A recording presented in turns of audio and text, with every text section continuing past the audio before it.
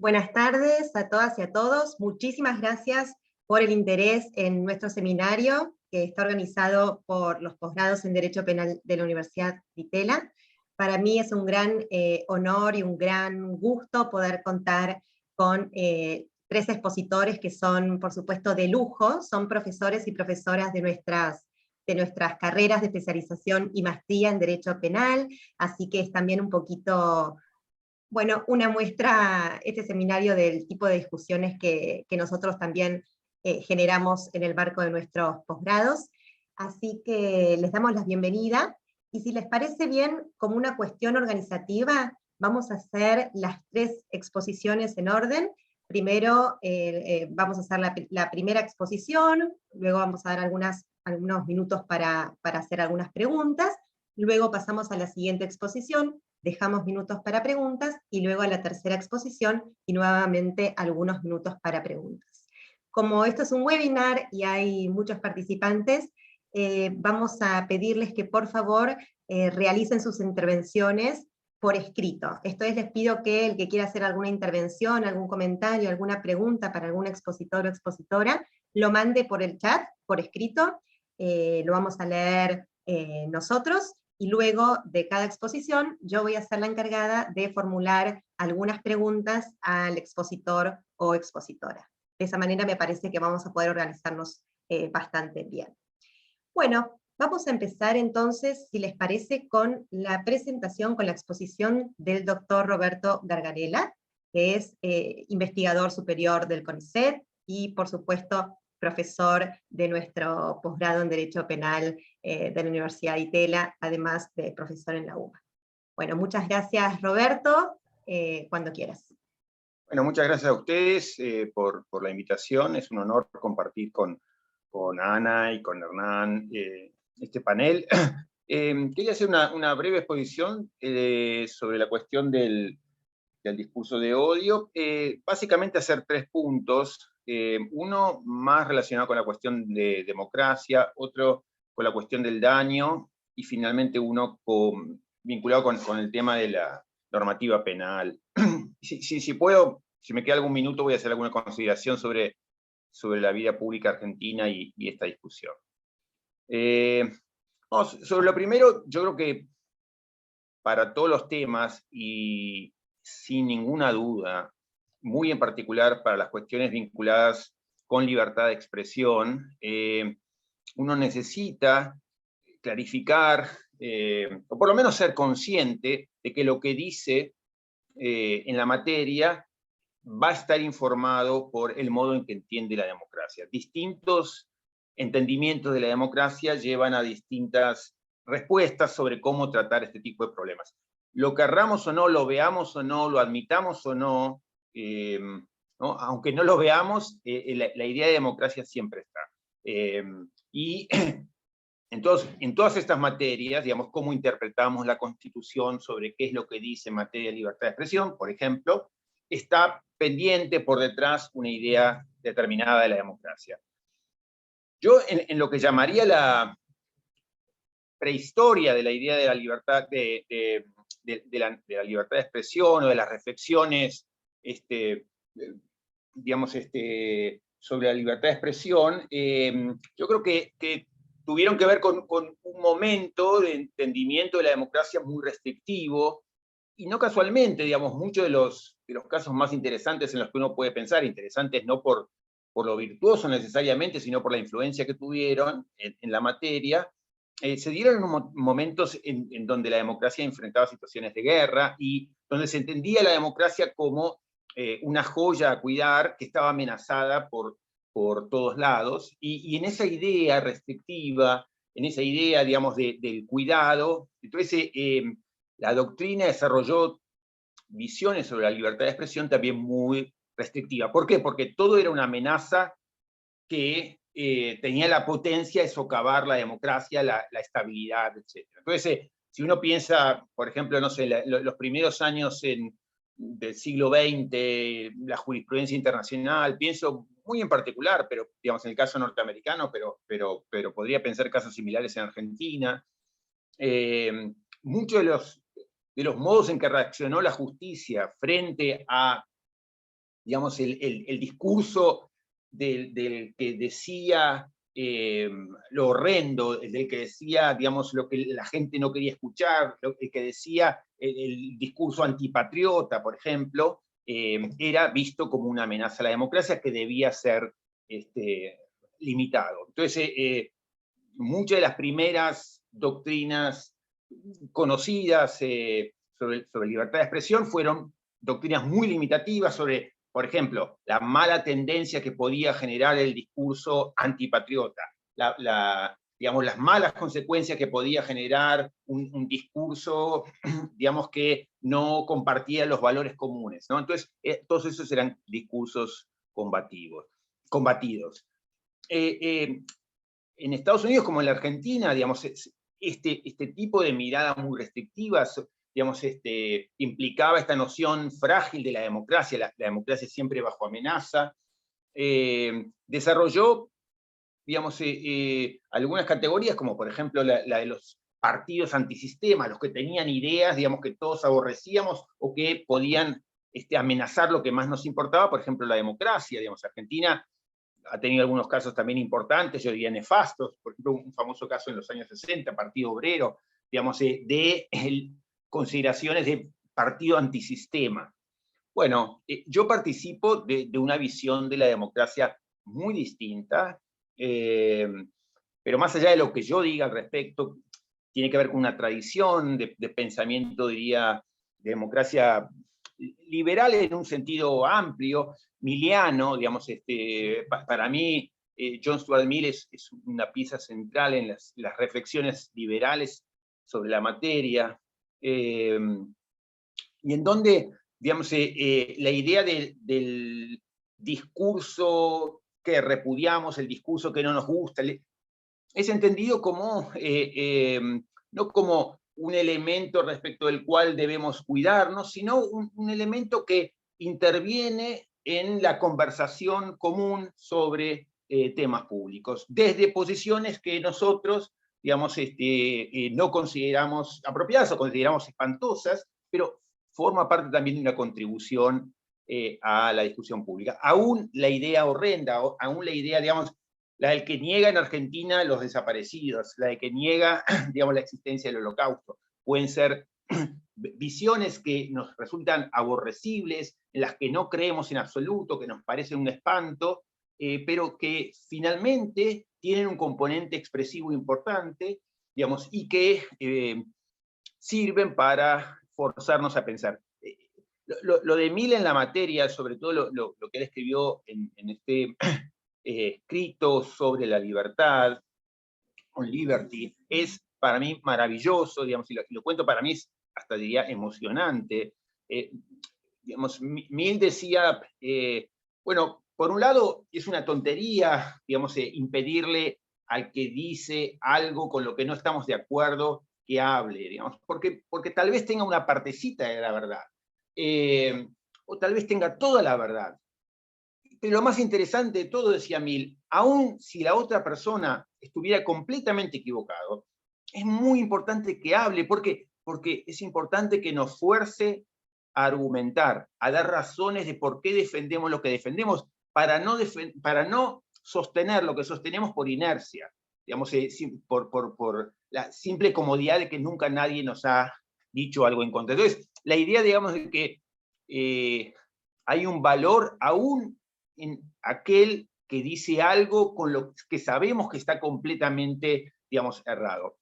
Ahora bien, digamos, por eso, a mí ese es el gran fundamento que yo veo digamos, del respeto, del resguardo, aún de la opinión aborrecible, ¿no? Aún del que niega el Holocausto, el que niega a los desaparecidos, etc. Un matiz importante que tiene que ver con que la visión de la democracia con la que yo, digamos, me siento comprometido es tributaria de la visión de Mill, pero no es idéntica. Una pequeña nota de pie de página al respecto. Mill decía esa idea de que el gran test de verdad de una proposición es que pueda ser confrontada con otras y ver si se sostiene o no con el tiempo, ¿no? Hay muchas cosas ahí para clarificar, pero esa era básicamente la idea. En un caso muy importante, de los más importantes en la historia de la jurisprudencia contemporánea de la libertad de expresión, que es un caso de 1919, el caso Abrams, se tradujo lo que dijo Mill como si él estuviera hablando del marketplace of ideas, ¿no? Eso no es una idea de Mill, o sea, la idea de hay un mercado de las ideas, es una idea, yo diría, más libertaria, no es exactamente la de Mill, pero Mill hablaba de la verdad. Yo no quisiera vincular, digamos, mi defensa de la libertad de expresión con la idea de la búsqueda de la verdad, sino con la idea, digamos, de búsquedas de decisiones más legítimas o decisiones más basadas en lo que nosotros son nuestras convicciones y nuestros acuerdos fundamentales. Entonces, en ese sentido, no porque estamos buscando la verdad, sino porque necesitamos acordar, diría desde una visión contractualista, necesitamos ponernos de acuerdo sobre las cosas que, digamos, sobre cómo se va a usar la coerción, sobre cómo se van a usar los recursos, ¿no? Sobre cómo se usa lo común.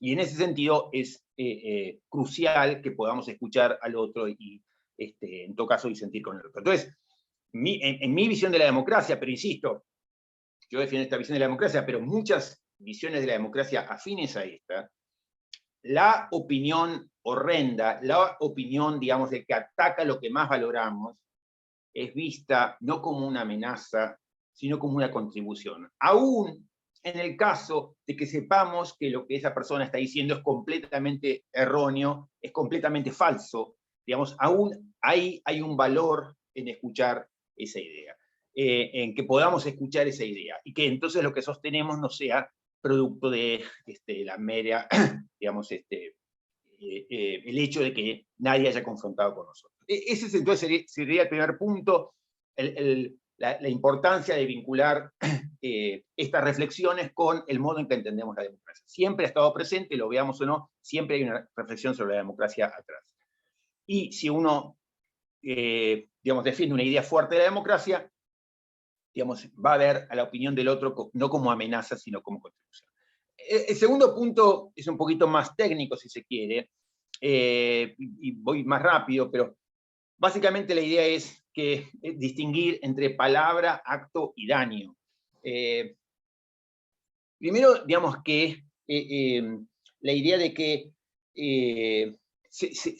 nos comunicamos con los otros de distinto modo, digamos, y no solamente a través de palabras. Quemar una bandera también es un modo de comunicarse con los otros, es un acto, pero digamos, en la historia de la libertad de expresión siempre ha habido mucha discusión sobre esta distinción palabras-acto. ¿Por qué? Porque en general lo que es palabra se cuida mucho y lo que es acto, digamos, uno tiene más tendencia a regularlo, a limitarlo.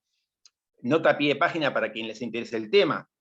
En los extraordinarios trabajos del feminismo más fuerte, y pienso, por ejemplo, los trabajos de Catherine McKinnon. McKinnon tiene un libro que se llama Only Words, que un poco es una crítica a esta idea, digamos, ella es muy crítica de la pornografía y la pornografía violenta en particular, y entonces ella dice, no, le decía ella a la corte norteamericana, dejen de mirar a la pornografía como si fueran solamente palabras, imágenes, ¿no? Acá hay actos, en el sentido de que esto está vinculado con la producción de actos. Bueno, ahí se nota un poco la discusión, y un primer punto que diría al respecto es,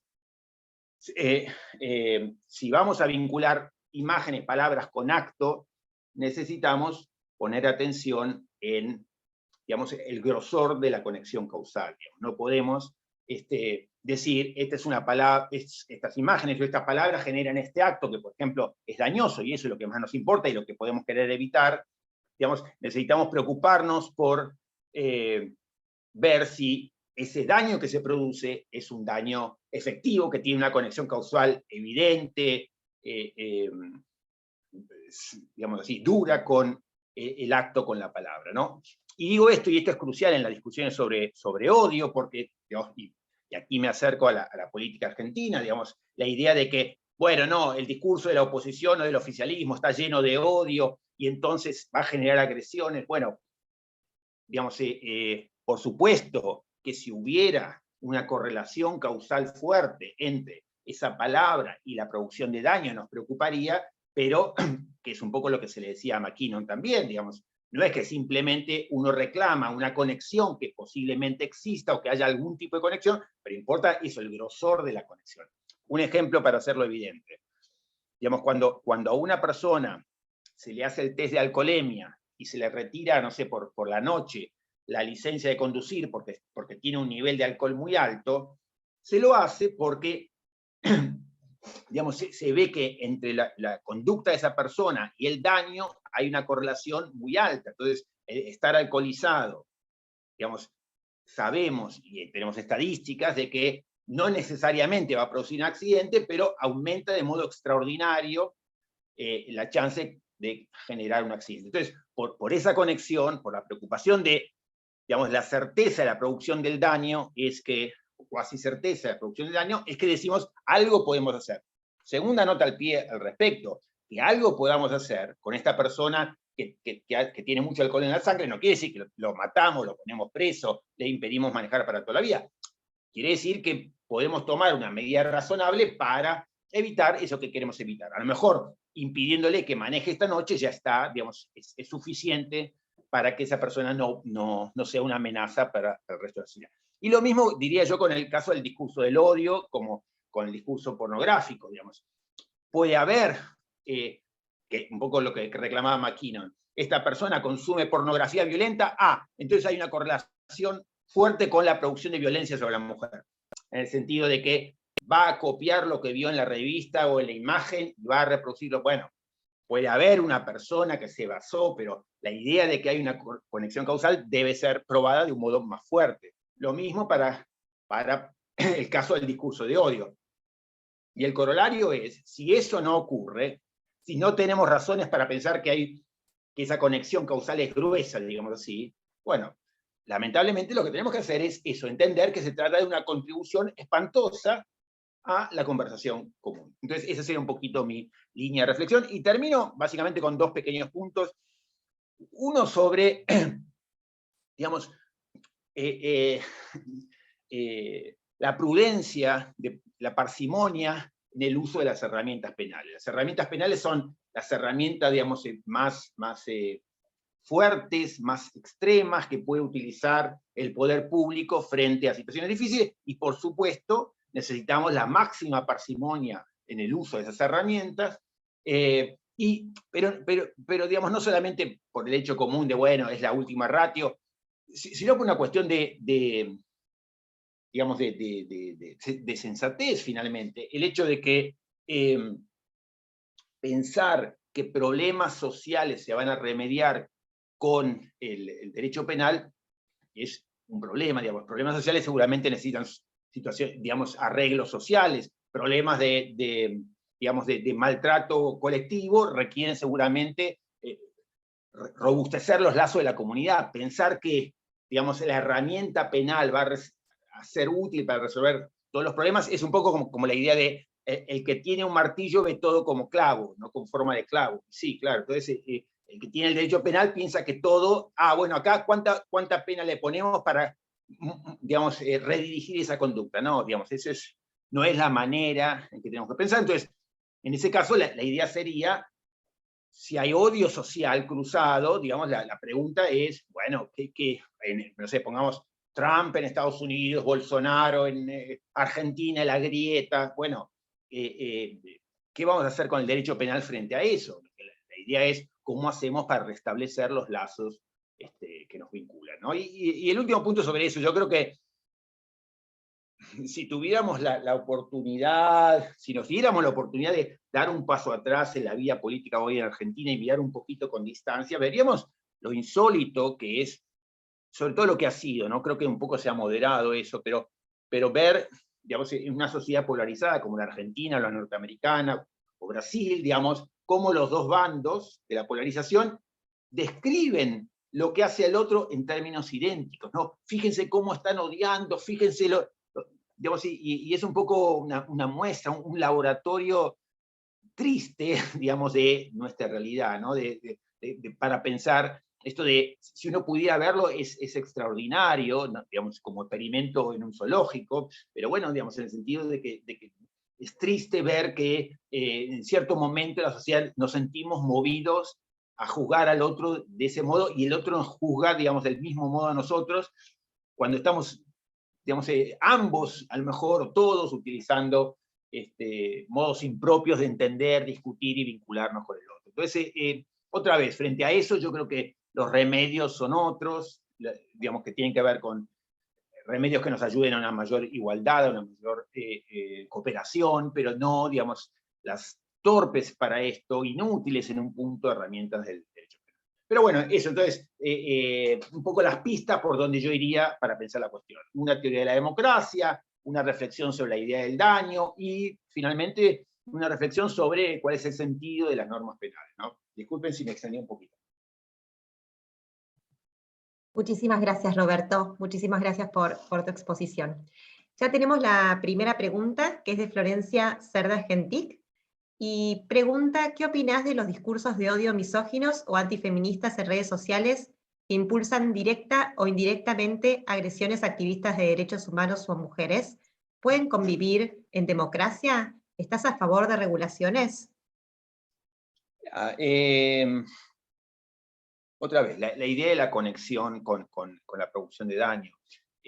No me apresuraría a decir, porque esta persona incita al daño, digamos, yo creo que en los años 60, cuando digamos, nacía la televisión, ¿no? Estaban todas estas teorías de Marshall McLuhan, etc. Entonces, un poco la idea, digamos, en el momento primitivo de la comunicación, digamos así, rápida, era la idea de los ciudadanos como ovejas que ven una imagen en la televisión y van siguiendo, le dan la orden de hacer tal cosa y todos van a ir corriendo a hacer tal cosa. Y ahora un poco lo mismo, ¿no? Las redes sociales dicen esto, entonces va a ocurrir tal otra. Yo creo que no es lo que suele ocurrir, digamos, lo que hay es en un ambiente de polarización, el tipo de comunicación tecnológica que estamos usando ayuda a reforzar la polarización, pero otra cosa es la conexión con daño. Entonces, si por ejemplo hay un grupo nazi que incita a agredir al otro y bueno, y ahí está, muestran los planes, bueno, por supuesto, eso es lo que debemos evitar, y sobre eso podemos hacer, pero ¿por qué? Si es que determinamos que hay razones para pensar que hay una conexión causal fuerte entre lo que esta gente está haciendo y la producción inmediata del daño. Para mí siempre fue como, digamos, históricamente importante una reflexión de un juez, el juez Brandeis en Estados Unidos, un caso de 1925, el caso Whitney, ¿no? Y entonces era frente a una activista comunista que tenía efectivamente panfletos que decían tiremos abajo la democracia. Y entonces todos, bueno, el horror, ahí está. Y Brandeis dice, pero a ver, ¿qué razones tenemos para pensar que mañana se va a caer la democracia? Pasado mañana, porque esta chica está hablando, porque esta chica está distribuyendo panfletos. Dice, en la medida en que haya espacio de tiempo posible entre esa acción y que se caiga la democracia, lo que tenemos que hacer es decir el discurso en contra, criticarla, pero esta cosa de salir a taparle la boca porque mañana se va a caer la democracia, previsiblemente no. Entonces, yo diría lo mismo, digamos, hay discursos horrendos. En todo caso, la reflexión de cierre para mí sería esta, muchas veces el procedimiento hace el resultado, la herramienta hace el resultado. Y entonces, yo creo que los procedimientos propios del tipo de redes que hoy se manejan, por ejemplo, el anonimato, la inmediatez, bueno, como que alientan a que la comunicación sea de la agresión. Pero eso tiene que ver con la herramienta. Pequeña anécdota para mí decisiva. Hay datos empíricos sobre esto. Una persona que frente a un hecho criminal reacciona y dice, mátenlo, es una bestia, es un asesino terrible, esa misma persona puesta en un jurado tiene que tomar posiciones moderadas. ¿Por qué? Y porque se siente, ahora pone su cara, pone su nombre, escucha, veo frente a frente, cara a cara al otro, escucha versiones de los dos lados y modera su opinión. Entonces, si le ponen un micrófono en la boca y le dicen, ¿qué hacemos con este asesino? ¡Mátenlo! Si está sentada en un jurado, ve las pruebas, ve cara a cara al agresor, escucha qué pasó, tiende a moderar su posición. Entonces, el procedimiento hace el resultado. Estos procedimientos que tenemos, las tecnologías que se usan, cómo se usan, no ayudan. Entonces, la pregunta sería, ¿cómo hacemos para, digamos, generar mayores foros públicos, espacios, oportunidades de encuentro, etcétera, etcétera? Muchísimas gracias, Roberto. Vamos con una pregunta más. Dale, Pregunta, dale. pregunta Graciela Corchuelo Blasco. Quería preguntar qué enfoque le daría a la gran problemática del bullying, el odio en ámbitos con niños, jóvenes y adolescentes, que puede llevar a veces incluso al suicidio. No, el bullying es una cosa terrible y además, digamos, para quienes pensamos el derecho público y el derecho penal, por supuesto que todo lo que tiene que ver con menores corre por puerta separada, ¿no? Todo lo que he dicho tiene que ver con adultos que consienten, ¿no? Y cuando hay menores, las cosas son distintas. Entonces, pornografía y menores, bueno, no, es distinto. O, digamos, no sé, discurso de odio y menores es distinto. No, digamos, yo creo que otra vez la idea no es el derecho penal, sino las pautas educativas diferentes, organización de la comunidad de encuentro, modos que tienen que ver con la restauración, si se quiere, restauración de vínculos. Entonces, por supuesto, el bullying es un error, pero la idea es construir comunidad, no meter derecho penal adentro, ¿no? Como diría Michael Sandel, digamos, cuando usted a la familia le mete adentro el derecho, en el sentido de, bueno, usted no puede, y ya le arruinó todo. ¿Por qué? Porque hay otras maneras, ¿no? que mucho mejores, mucho más saludables, y mucho más efectivas para pensar en los problemas, ¿no? de qué hacer en esos casos. Salvo que efectivamente haya una agresión, el marido agresor, el padre que le pega, sí, por supuesto, ahí sí, pero porque hay daño. Muchísimas gracias, Roberto, por tu exposición y por las respuestas. Bueno, Gracias. pasamos entonces a la siguiente exposición, que estará a cargo del doctor Hernán Gulco. El doctor Hernán Gulco es profesor de tiempo completo en la Escuela de Derecho de la Universidad Torcuato de Itela, es doctor en Derecho de la Universidad de Buenos Aires y autor de varias publicaciones, libros. Por supuesto, también es profesor de nuestra especialización y maestría en Derecho Penal, además de ser el codirector también de los posgrados. Cuando quieras, Hernán, te escuchamos. Muchas gracias. Gracias, Jessica. Bueno, muchas gracias a los asistentes, muchas gracias a mis colegas que me acompañan, Ana y Roberto. Yo voy a empezar a hablar acerca del tema de si es violatorio o no de la libertad de expresión la legislación que existe en varios países europeos y en otros países no europeos también, que castigan la negación del Holocausto. Originariamente era legislación que castigaba la negación del Holocausto judío cometido por el régimen nazi, pero luego se extendió a otro tipo de genocidios como el sufrido por el pueblo armenio a manos del Imperio Turco durante la Primera Guerra Mundial. Entonces la pregunta es, ¿son válidas a la luz del derecho a libertad de expresión?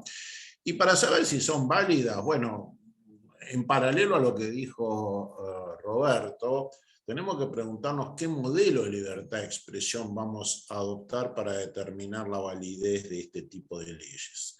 Y acá podemos decir, a grosso modo, existen dos modelos de libertad de expresión. Uno que podríamos llamar estadounidense, que aparece enunciado en la primera enmienda de la Constitución de Estados Unidos, que dice en forma muy sintética: el Congreso no dictará ninguna ley que restrinja el derecho a la libertad de prensa y de expresión.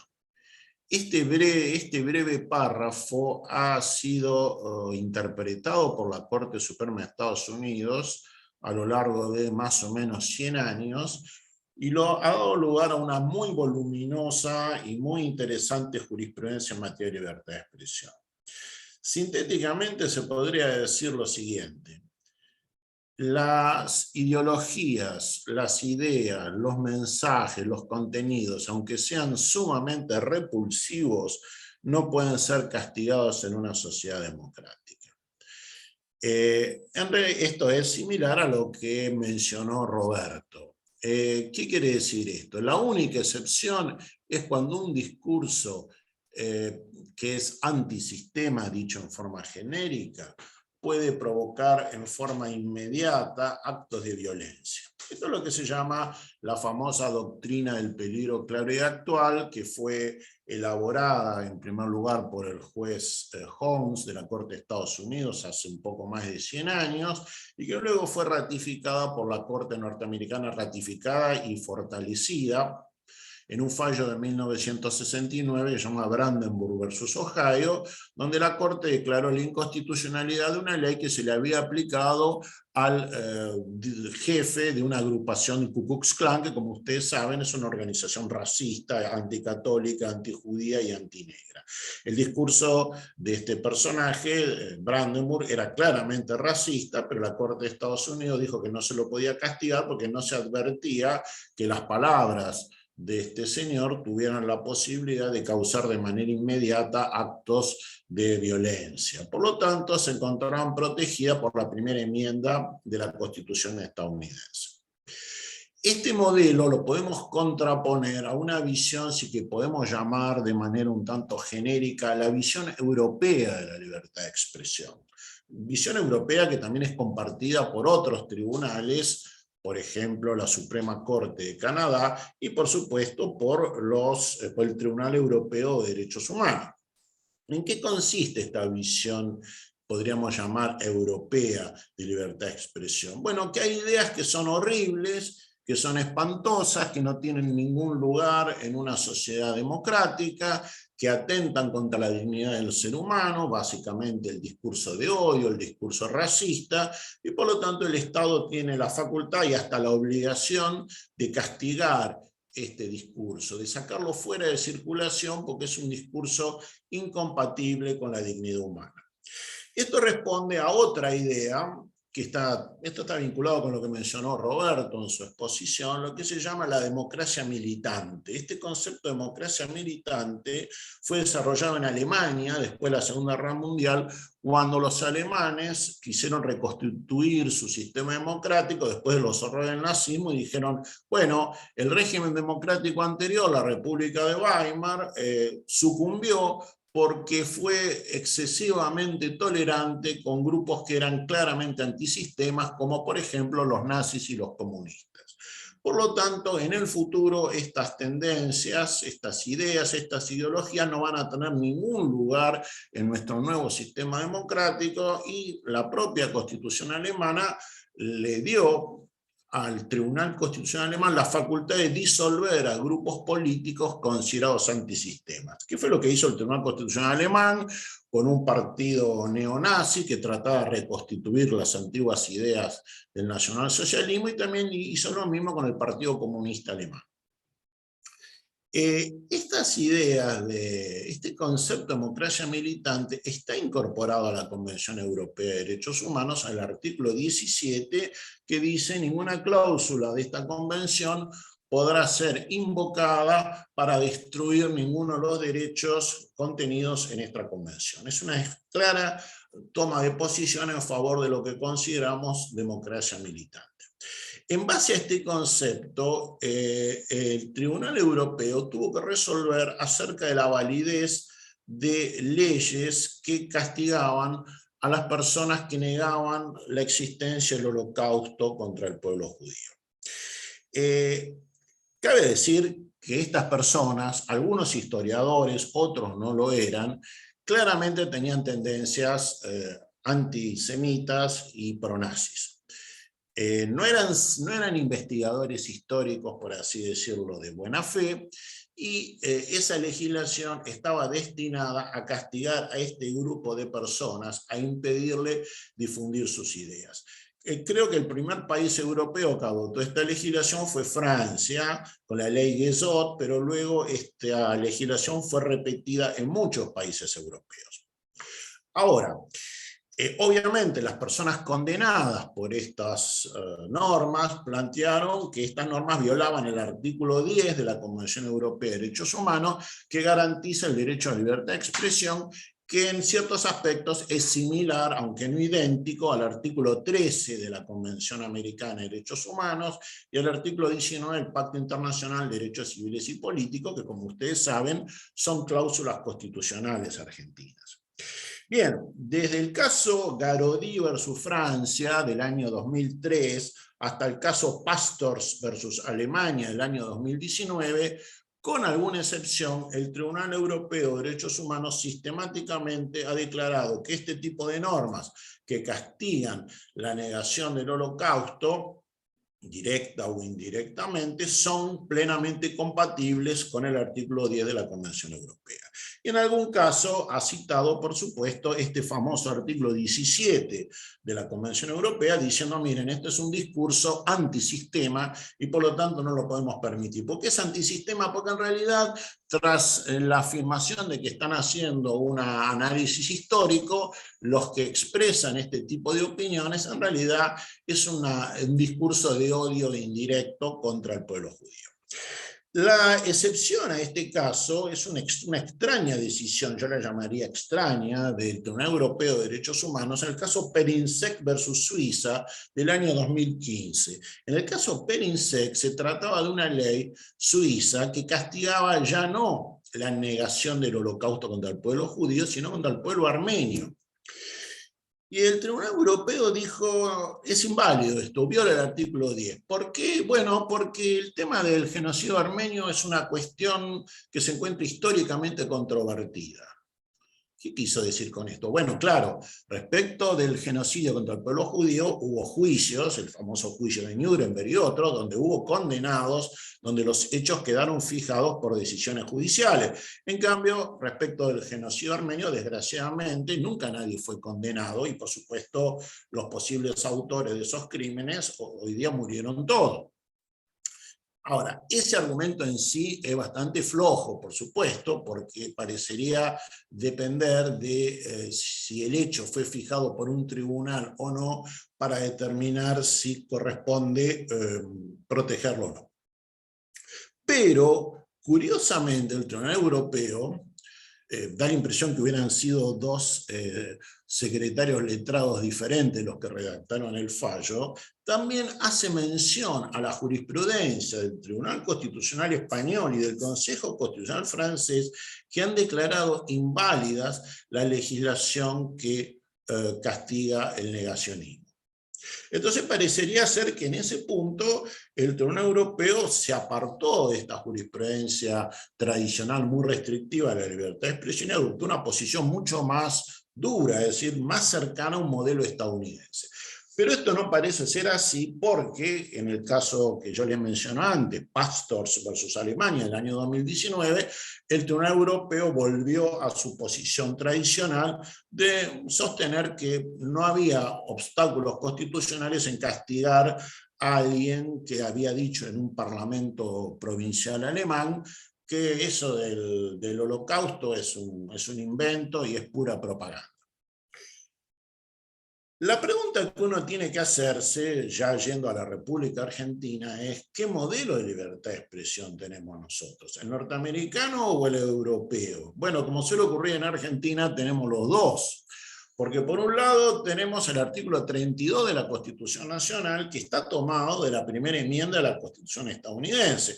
Esto justifica, por supuesto, que podamos aplicar jurisprudencia norteamericana en caso de libertad de expresión, como ha hecho la Corte Suprema Argentina durante muchos años. No quiere decir que la jurisprudencia norteamericana deba ser aceptada como la palabra sagrada, pero es claro que no es un cuerpo extraño en nuestro sistema. Pero por otro lado, tenemos los tratados de derechos humanos, Convención Americana, Pacto Internacional de Derechos Civiles y Políticos, y también tenemos la Convención para eliminar toda forma de discriminación racial, que no solo facultan a la República Argentina a dictar legislación que castigue el discurso de odio, sino que también le imponen la obligación. Entonces la pregunta es, ¿cómo hacemos para hacer coexistir estos dos modelos aparentemente contradictorios en materia de libertad de expresión? Y esto no es un caso único. A partir de la reforma en 1994, la reforma constitucional, tenemos en la Constitución argentina cláusulas constitucionales, generalmente las nuevas, en relación a las viejas, que chocan entre sí. Entonces, ¿es posible hacer una interpretación, llamaríamos, armónica o sistemática de dichas cláusulas?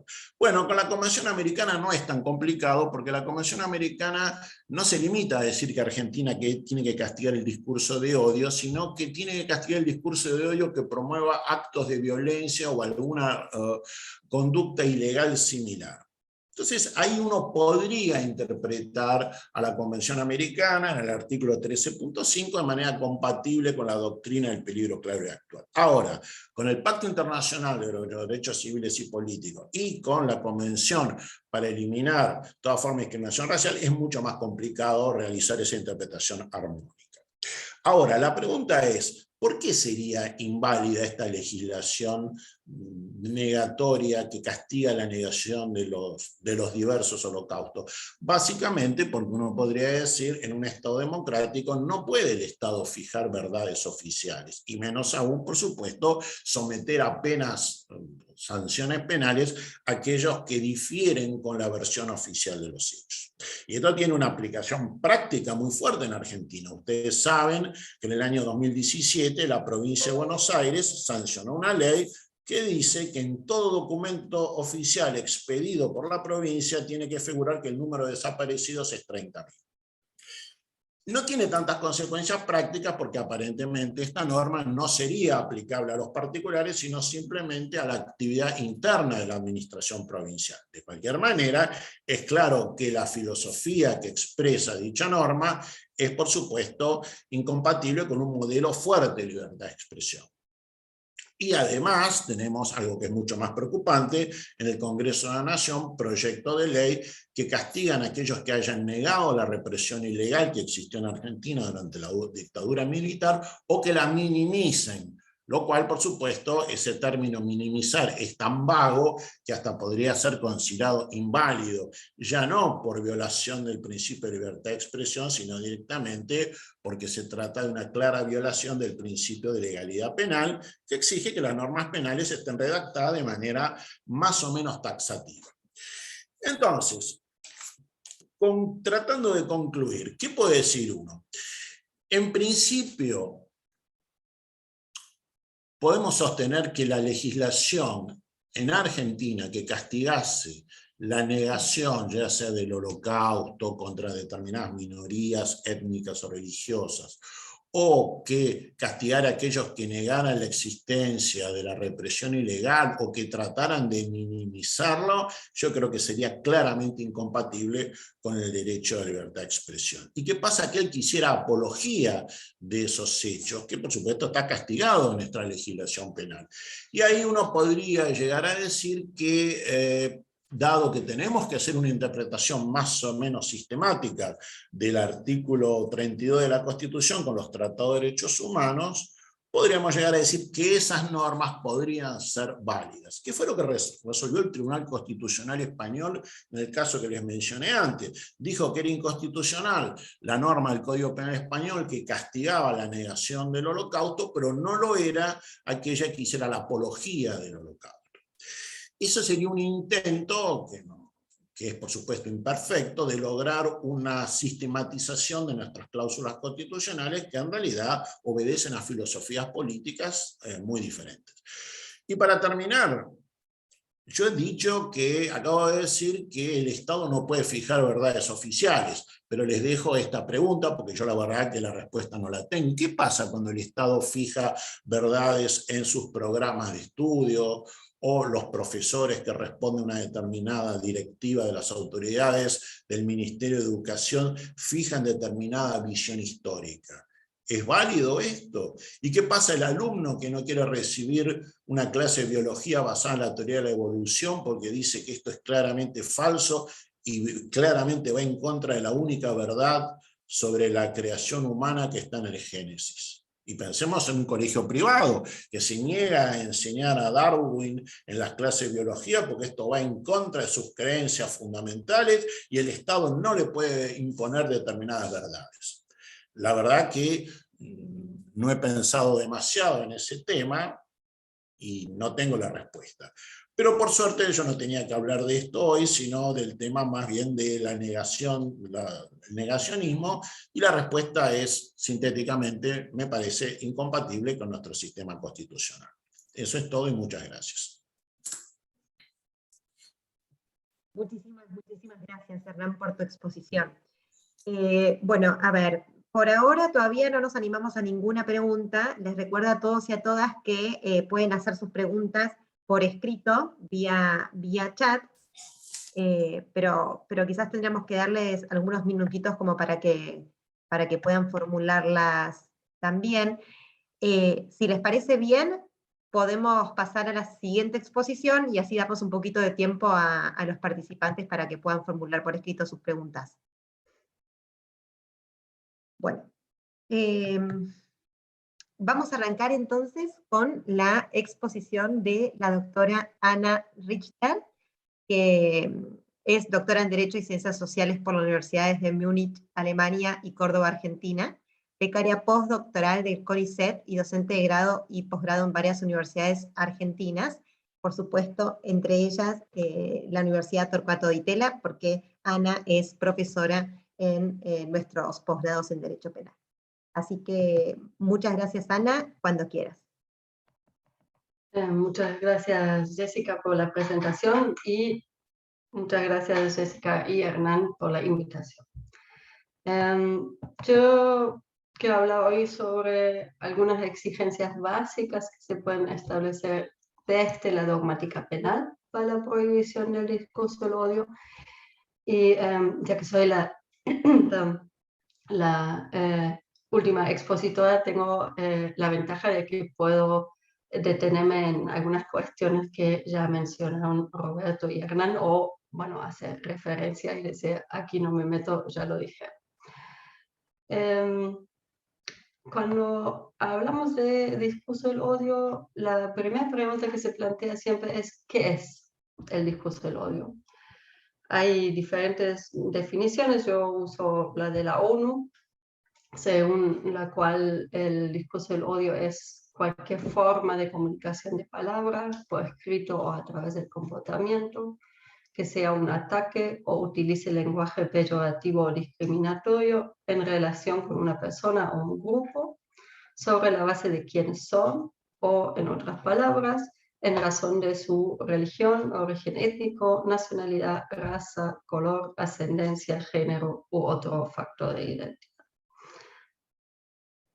Me parece que esa definición la podemos resumir en 3 elementos clave. Necesitamos algún tipo de discurso en sentido muy amplio, necesitamos una expresión de odio y ese odio tiene que referirse a alguna faceta elemental y constituyente de la persona afectada. Eso significa que podemos hacer una distinción entre discursos con odio y discursos de odio, porque no cualquier expresión de odio es un discurso de odio. Por ejemplo, muchas de las expresiones de odio entre personas cercanas, familiares, parejas, amigas, amigos, también expresiones en la práctica de un deporte, las expresiones de odio entre conductoras y conductores de autos, por ejemplo, en el tránsito, a menudo se refieren a la persona en el sentido de su comportamiento y no a la persona en el sentido de sus rasgos constituyentes. Y en ese sentido no sería discurso de odio, sino discurso con odio. Bien, tenemos una definición de discurso del odio. La segunda pregunta es, ¿cómo debemos responder a ese discurso del odio? Como ya dijo Roberto, hay muchas diferentes maneras de responder. A mí solo me interesan las respuestas jurídico-estatales. No me interesan respuestas de la sociedad en general, o de la víctima, de asociaciones, lo que sea. Y ahí el primer desafío que tenemos son las exigencias constitucionales. Tenemos que ver si una intervención o incluso última instancia una prohibición del discurso del odio es constitucional o no, y ahí entramos en la discusión de si el discurso del odio está protegido por la libertad de expresión y si esa protección por la libertad de expresión es tan fuerte que ninguna tensión con cualquier otro principio puede prevalecer. Sobre eso ya hablaron Roberto y Hernán, no, ahí puedo decir, no me voy a meter más. Solo así una cosa muy breve: si decidimos que la limitación o la intervención estatal en el discurso del odio es inconstitucional, bueno, ahí se termina nuestra discusión, ¿sí? No hay que decir más nada. Si es inconstitucional, el Estado no debe hacerlo. Si es constitucional, por lo menos en algunos casos, intervenir en el discurso del odio, entonces tenemos un segundo eslabón, que son las exigencias infraconstitucionales, y esas exigencias infraconstitucionales se establecen según la rama jurídica que queramos usar, ¿no? Obviamente, las exigencias del uso del derecho penal son muy diferentes a las exigencias del uso del derecho civil. Como dije al inicio, solo me interesa el derecho civil, perdón, el derecho penal, no me interesa para nada el derecho civil, no sé nada del derecho civil. Y ahí, si pensamos usar el derecho penal, tenemos un nuevo desafío, que es que el derecho penal, como bien sabemos, tiene un ámbito de aplicación muy limitado porque es considerado la última ratio que tiene el Estado, su herramienta más filosa, todas esas cosas. Y eso significa que solo se puede aplicar, de manera muy resumida, ¿no? Si está en juego un bien muy valioso y si la afectación de ese bien es lo suficientemente grave. Y eso plantea dos preguntas para el discurso del odio. La primera es, ¿cuál bien puede considerarse afectado por el discurso del odio? Y si ese bien merece protección penal. Y la segunda es, ¿qué grado de afectación de ese bien jurídico necesitamos para justificar la intervención penal? Yo hoy solo me voy a quedar con la primera cuestión de qué bien jurídico puede considerarse afectado por el discurso del odio. Y respecto de eso hay dos posiciones en la discusión sobre el discurso del odio. La primera dice que el discurso del odio en sí o de manera directa afecta un bien jurídico que es la dignidad humana, porque el discurso del odio sería un trato discriminante o sería algún tipo de violencia, por ejemplo, violencia simbólica. Si afirmamos eso, tenemos que preguntarnos si podemos proteger mediante el derecho penal a la dignidad humana. Y eso es una cuestión muy discutida. La segunda opinión dice el discurso del odio no afecta directamente ningún bien jurídico, pero puede haber una afectación indirecta siempre y cuando el discurso causa una violencia de terceros. Y ahí vuelvo sobre algo que ya resaltó Roberto. Si decimos eso, para decir que el discurso del odio afecta a un bien jurídico, necesitamos un nexo causal entre el discurso y la acción. Y generalmente son dos agentes diferentes, ¿no?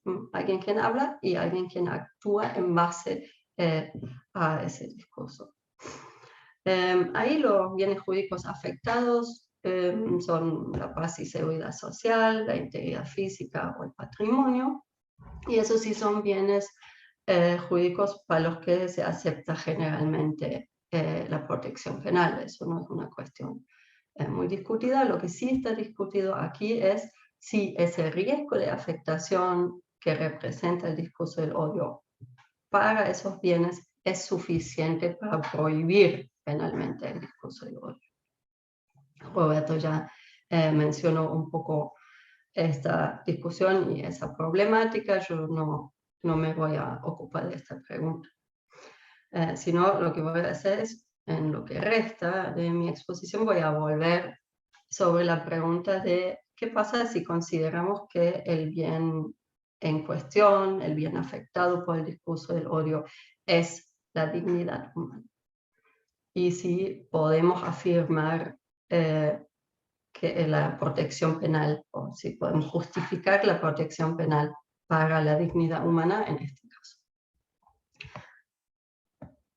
Eso obviamente depende del concepto de bien jurídico que empleamos.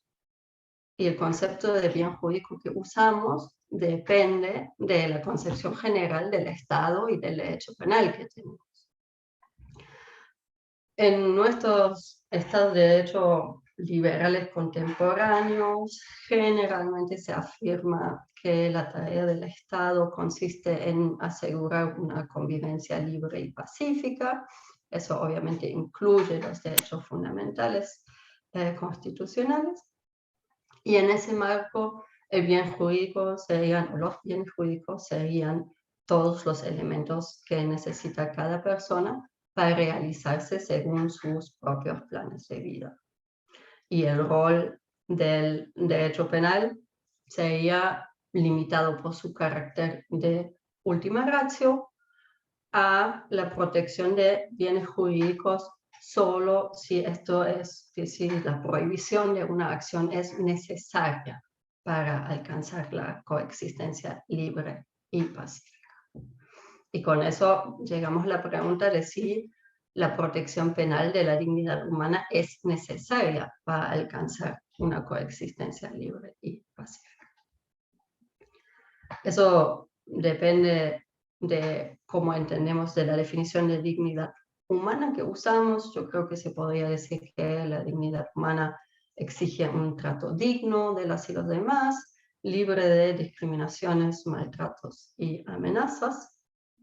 Y si seguimos ahí a Roxin y matizamos un poco más, podemos decir que la dignidad humana no exige que no estemos expuestos a emociones negativas y que solo veamos o escuchemos cosas que nos plazcan, pero la dignidad humana sí exige que nadie tenga miedo a las y los demás y que nadie tenga la sensación de que el Estado no le asegura una vida segura y libre. Si entendemos la dignidad humana de esa manera, entonces parece que sí podemos decir, sí, proteger la dignidad humana es necesaria para alcanzar una coexistencia libre y pacífica, porque alguien quien tiene que vivir con miedo frente a sus conciudadanos y alguien quien tiene que tener sensación de que el Estado no lo protege, no puede tener una vida pacífica o libre y no puede realizar sus planes de vida.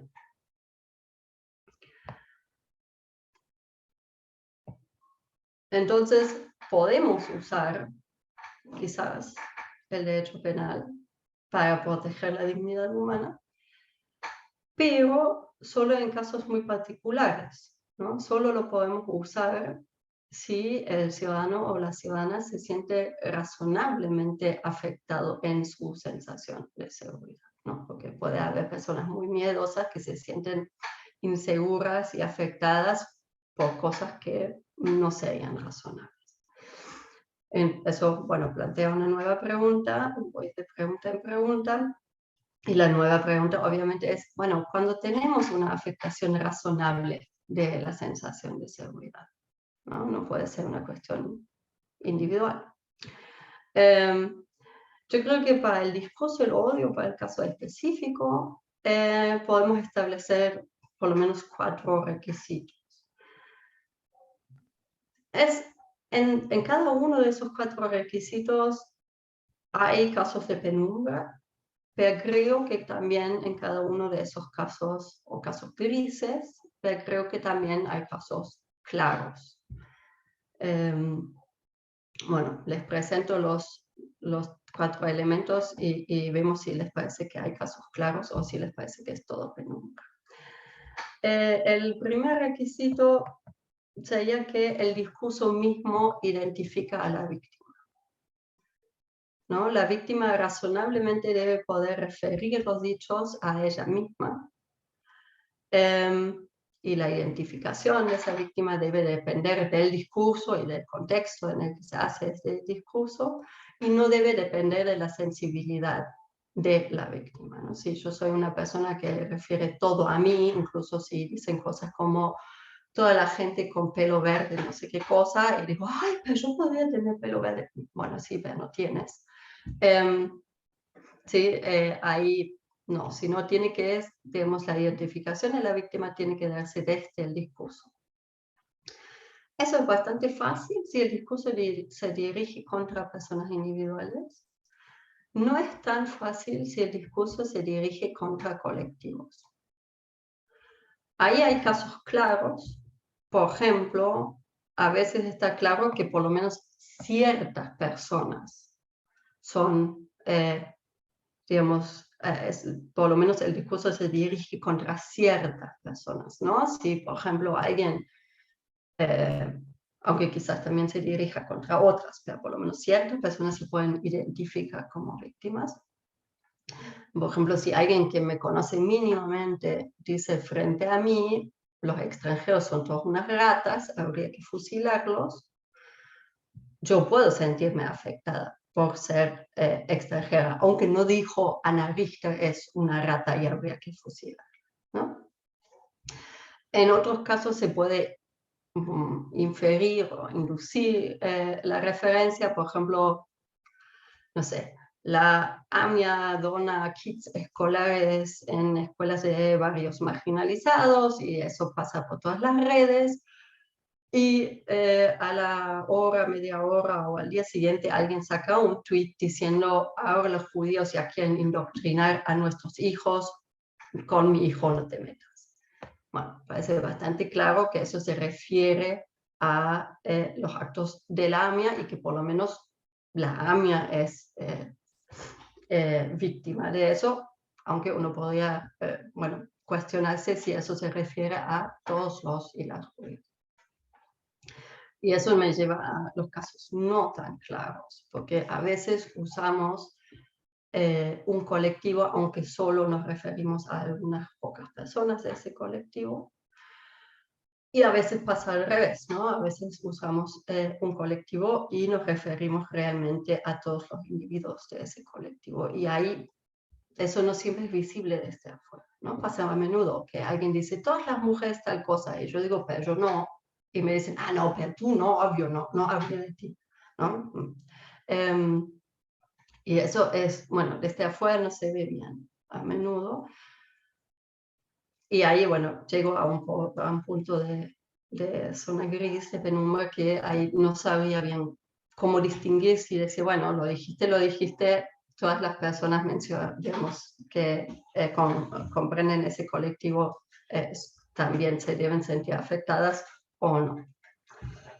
El segundo requisito es que el discurso debe poder tener repercusiones públicas, porque una sensación de inseguridad solo se puede despertar en una persona si esa persona recibe los dichos, ¿no? Si no puede sentirse insegura. Eso excluye monólogos en solitario, diarios que se escribieron pensando que nunca nadie iba a leerlo.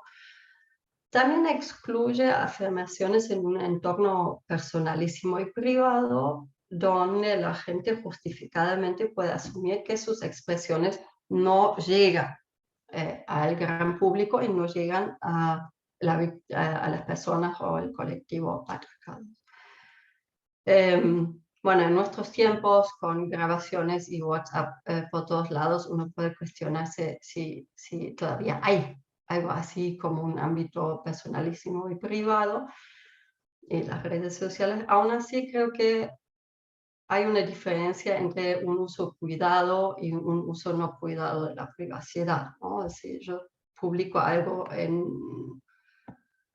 mi perfil público de Twitter o Instagram, bueno, es público. Si lo publico en un perfil protegido y solo tengo 5 seguidores, se podría decir no es público, ¿no? Lo mismo pasa con fiestas post-streaming en las que se puede meter cualquier persona, y si yo ahí digo, no sé, realizo algún discurso del odio, no puedo decir después, no, pero yo solo se lo dije a una persona.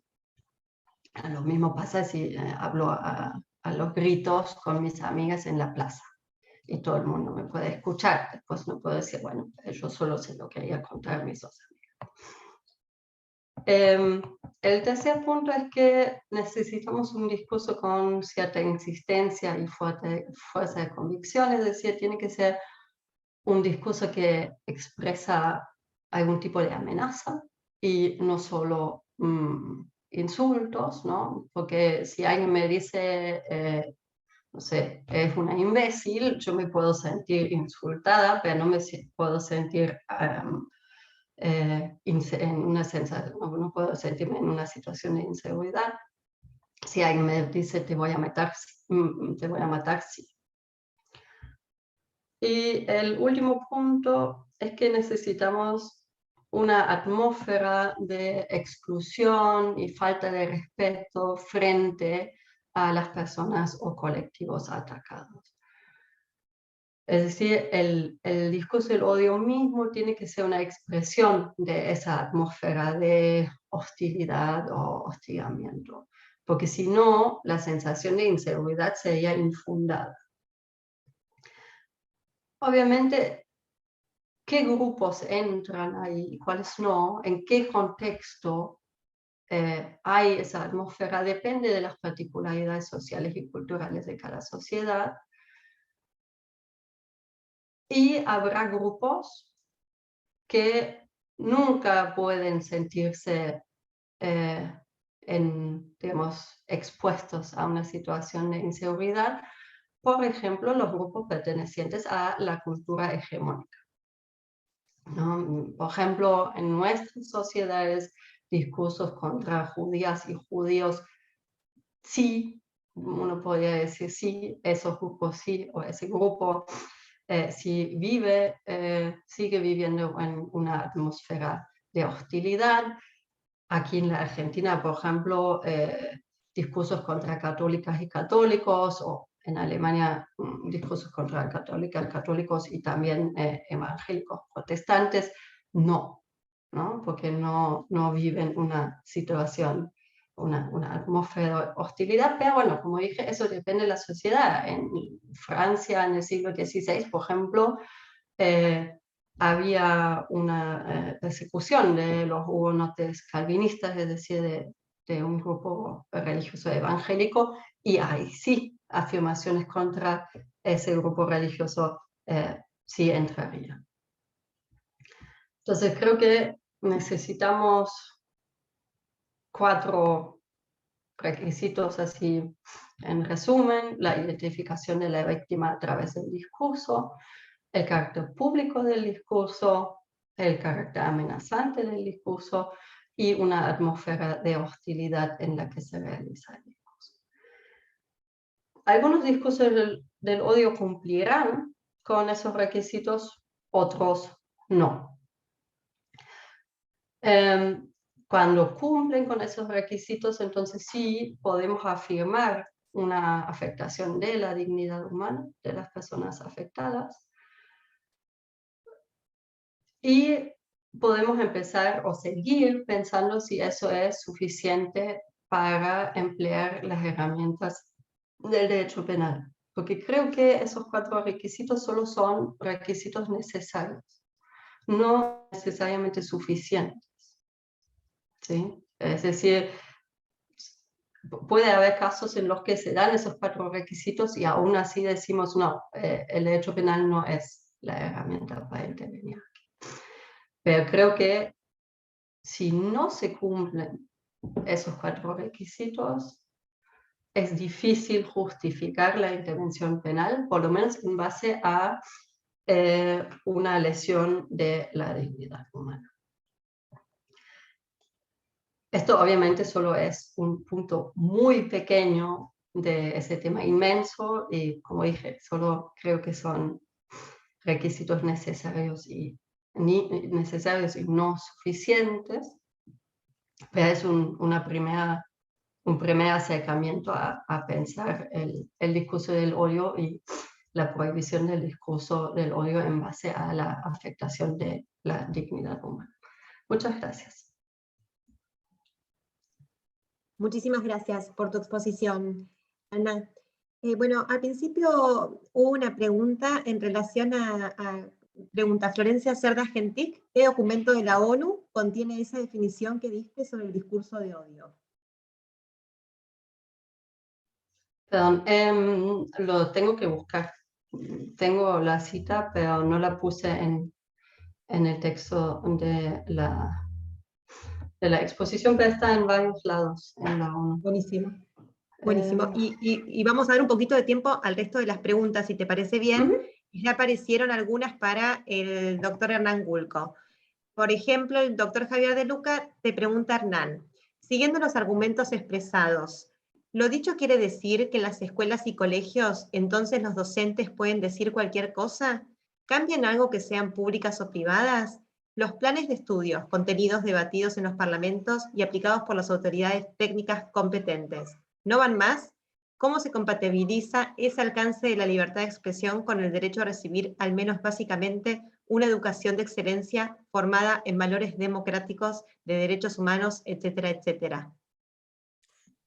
Es una pregunta muy difícil de contestar. En primer lugar, cuando hablamos de colegios privados, yo diría que hay que distinguir. En Argentina, la mayoría de los colegios privados reciben un subsidio que abarca muchas veces el 80% de su presupuesto. Sin ese aporte estatal no podrían funcionar.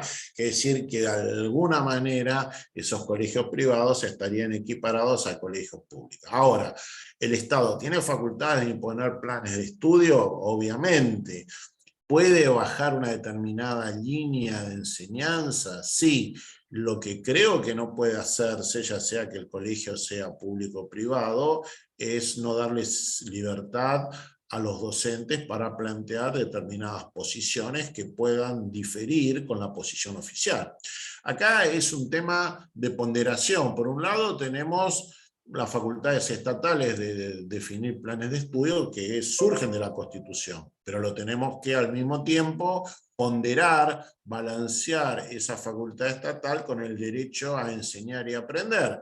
Y obviamente la línea divisoria no es fácil, no hay una respuesta que uno diga tajante de que esto se puede hacer y esto no se puede hacer. Pero es claro que hay un conflicto evidente entre estos dos valores, que son ambos muy importantes en una sociedad democrática. Muchas gracias, Hernán. Luego tenemos la pregunta de Pau Rivas, me parece, según lo que había leído antes, es Paulo Rivas, para los tres expositores. Respecto a la idea de que las mejores ideas vencerán sobre las peores, incluso las más aberrantes, ¿qué sucede con los daños? No cualquier daño, sino los que se producen a corto plazo. Por ejemplo, con el daño a la reputación de una persona restringiendo efectivamente el ejercicio de su libertad o una entidad.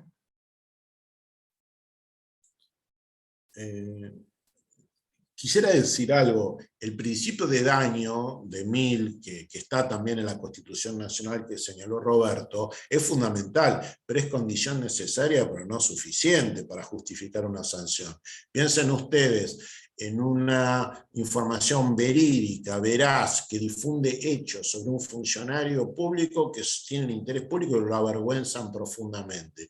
Es claro que esa información le está produciendo un daño. Lo que pasa es que haciendo el balancing vamos a considerar que en ese caso es más importante privilegiar la libertad de expresión que el derecho a la privacidad. Ahora, si la información, por ejemplo, afectara a un particular y no tuviera ningún valor de interés público, bueno, en ese caso obviamente el balance sería en favor del derecho al honor o a la intimidad. Quiere decir que no hay una respuesta. El hecho de que un determinado mensaje cause daño a tercero es el comienzo del análisis, no el final del análisis. Yo creo que en la exposición de Ana hay algo en ese sentido. Muchísimas gracias. Vamos ahora con una para Ana. Pregunta María Emilia Gersi. ¿Por qué es un requisito que alguien por sus características personales, por ejemplo su religión, no pueda sentirse atacado en su dignidad cuando el discurso cumple con los tres requisitos anteriores y refleja, como explicaba Roberto, una conexión causal importante entre dicho discurso y un posible acto posterior, ¿qué criterio objetivo podría determinar qué grupo puede y cuál no sentirse atacado? Bien. No creo que esa persona no pueda sentirse afectada en su dignidad. Se sentirá afectada en su dignidad.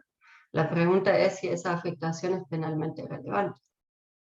Y me parece que no lo es si esa persona no solo se siente afectada en su dignidad, sino que esa afectación en su dignidad tiene repercusiones para su vida, por ejemplo, bueno, para la realización de sus planes de vida, para su sensación de paz y seguridad en la convivencia. ¿Sí? Así que la pregunta no es si hay una afectación de la dignidad, sino si esa afectación de la dignidad es suficiente para justificar la intervención penal. Bueno, ¿Y cuáles grupos pueden sentirse afectados? Bueno, obviamente eso habrá otra vez casos claros y casos de penumbra, pero me parece que hay muchos casos muy claros.